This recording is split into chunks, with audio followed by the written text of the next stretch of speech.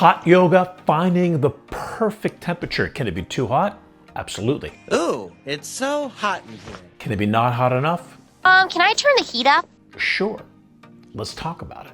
People have been asking me to do this video for a long time. When I say hot yoga, I'm not just talking about if a studio just turns on the heat and calls it hot yoga. I'm talking about a specific style created by Vishnu Ghosh, brought to the United States in the mid-70s by Bikram Yoga. People know it as Bikram Yoga. I was Bikram's most senior teacher, and my approach is the Barkan Method. I'm talking about this particular style of yoga, and there's a standard in the Bikram Yoga world.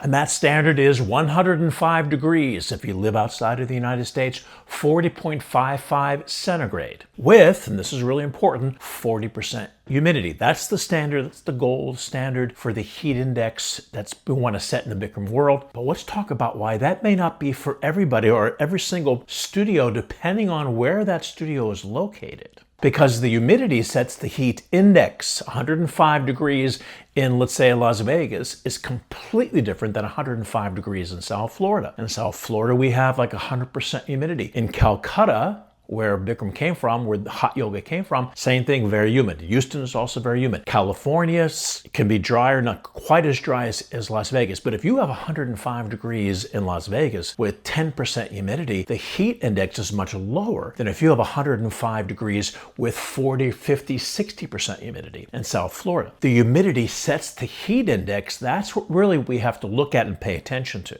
So it's really important to have a humidifier that regulates the humidity. For example, let's say you have 20 people in a yoga classroom, and now in that same room you have a huge class, let's say 50 people or 60 people. The humidity will peak, and if you don't have a humidifier that regulates the humidity and brings it down, now you're no longer at 40% humidity, even though you may have set it to 40% humidity, is now peaked because of the people in the room. A lot of people will create more humidity. Now, back to South Florida, where I've been teaching now for 43 years, they don't insulate the walls.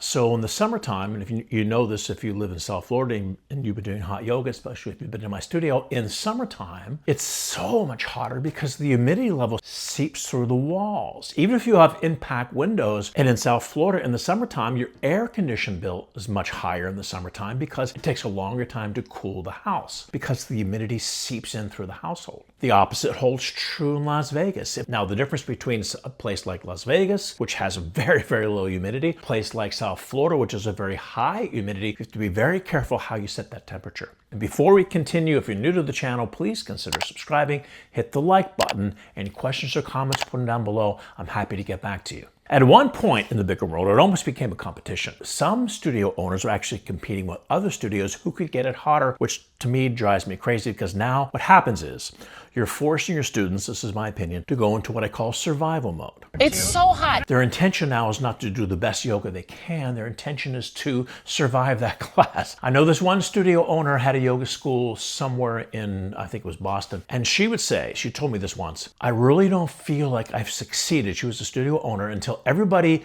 in the class has been on the floor at least once to catch their breath. And I'm saying to myself, it doesn't make any sense. You're just, again, forcing everybody in survival mode. Therefore, the yoga is not the intention, because I believe the heat should enhance the practice. It should not be the total focus of your practice. And that's how you're going to get a lot deeper into the pose. Now, some people can tolerate heat different than others. And if you are a studio owner, I implore you, especially if you like to go much higher, don't set it higher than 105 degrees. And again, depending on what the humidity level is, even though you may like it, you could definitely be limiting your clientele because not everybody has that heat tolerance. If you're interested in becoming a Barkan hot yoga teacher, I created an online teacher training program. You can do it right from the comfort of your home. It's going to be 5 or 6 hours a week. If you're interested, I put links in the description below. We'd love to have you join the family. Click on the landing page, put in your application. I'll give you a preview of the course. You can start right away.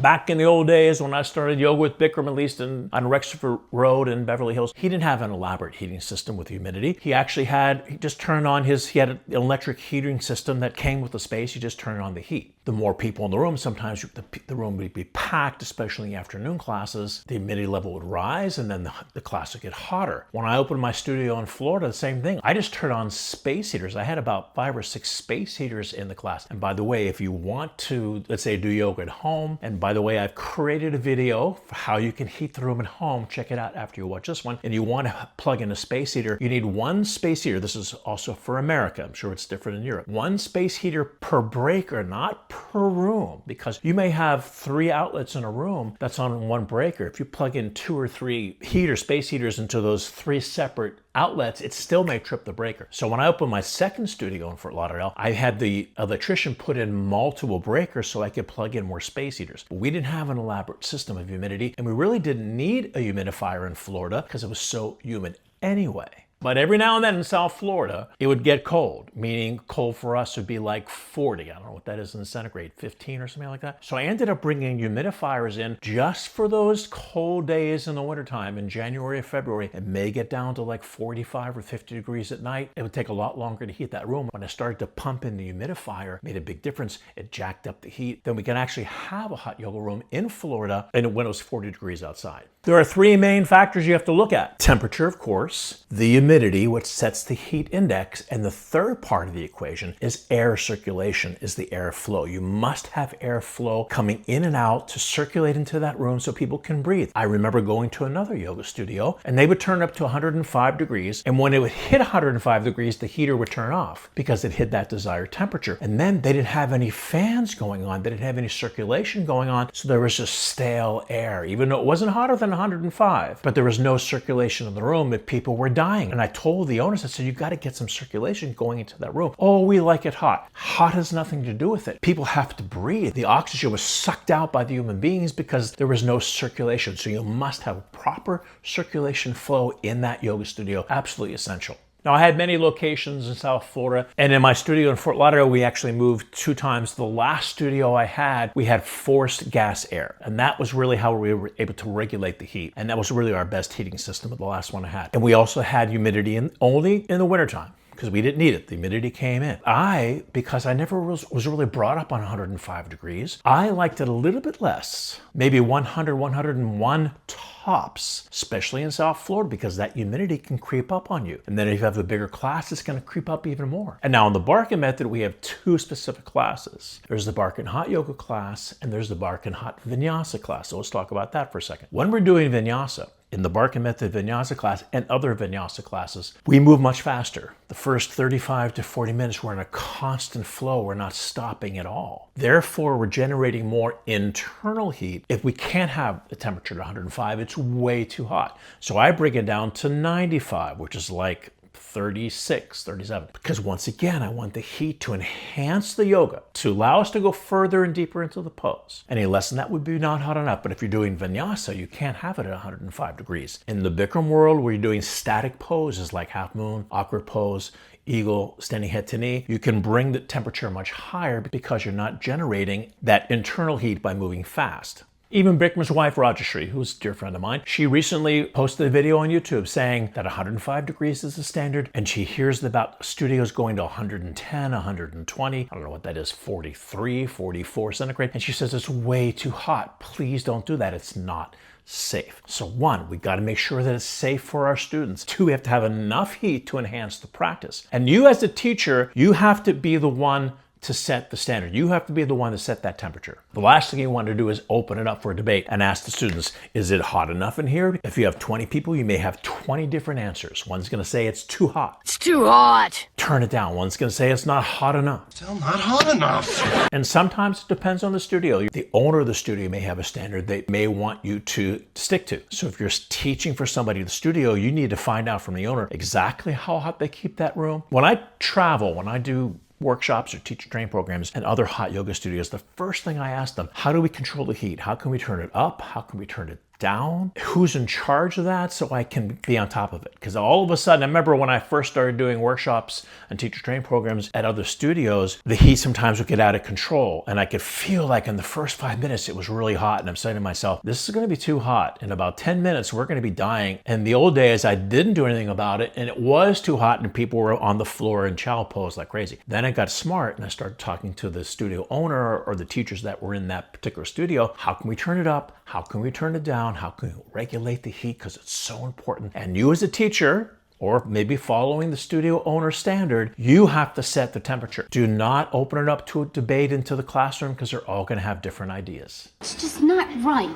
So in both the Barkan hot yoga and the hot vinyasa class, I keep the heat a little bit less because we're moving a little bit faster in the beginning, especially in the vinyasa class. But on occasion, I'll do 26 and 2 teacher training programs across the country. And I like the 105 degrees or 103 or 4 or 5 degrees in the Bikram Yoga setting because they're doing stagnant poses. But I'd rather be a little bit less than 105 degrees, maybe 103, 102, I don't know what that is, 78, 38, 39 Celsius.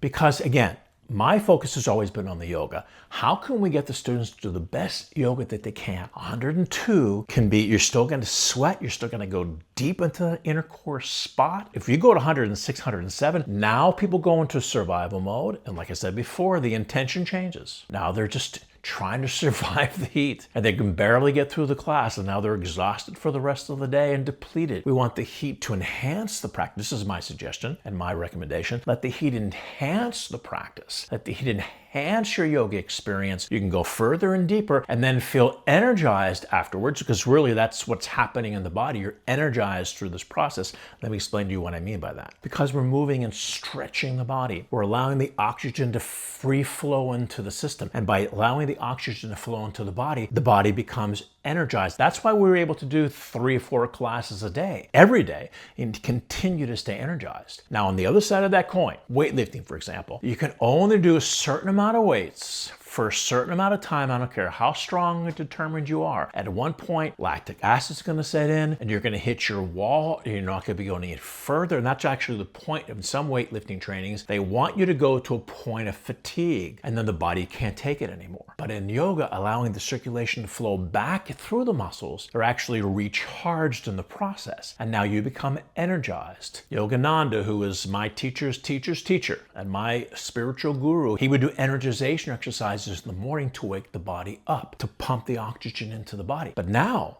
we add the heat, and yes, you're still going to be energized, but if it's too hot, now you're going to be depleted by the heat. So once again, my suggestion is to make yoga the intention, not the survival of the heat the intention. You're going to go much further, you're going to go much deeper, you're going to get better in your practice, you're going to be more energized as a result, and to use the heat the way it was intended to enhance your yoga practice. Bikram is actually the one who created hot yoga, meaning he's the one that started turning the heat on. I've said this before on my channel a few times. Back in Calcutta, where it was very hot, they would just open the windows because it was 100 degrees outside and it was 60% humidity, so it was pretty intense. Bikram started to close the windows at one point because he found when he closed the windows, it was much hotter in the room. I don't know if there was any air circulation going on. That's another story. And the students would complain to Bikram Ghosh that Bikram's closing the windows and they're dying because it's too hot. Then Bikram found that it was hotter, he could go further in the practice. And that's how the whole origin of the hot yoga began. So when he moved to Japan, Bikram Ghosh, his guru, sent him to Japan to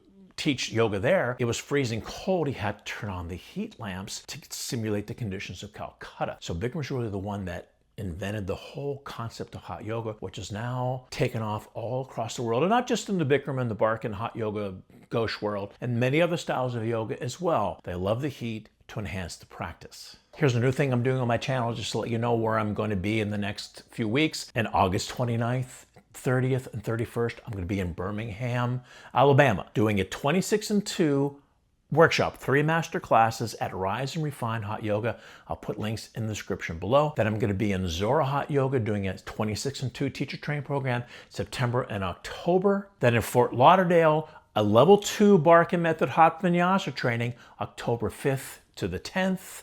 And then right after that, on October 11th, I'm doing a Barkan workshop at Evolution Yoga in Coconut Creek, Florida. I'll put links in the description below. So that's our episode for today. Thank you so much for watching. If you're new to the channel, please consider subscribing, hit the notification bell, hit the like button. Any questions or comments, I may get some in this video, put them down below. I'm happy to get back to you, and I'll see you at the next video.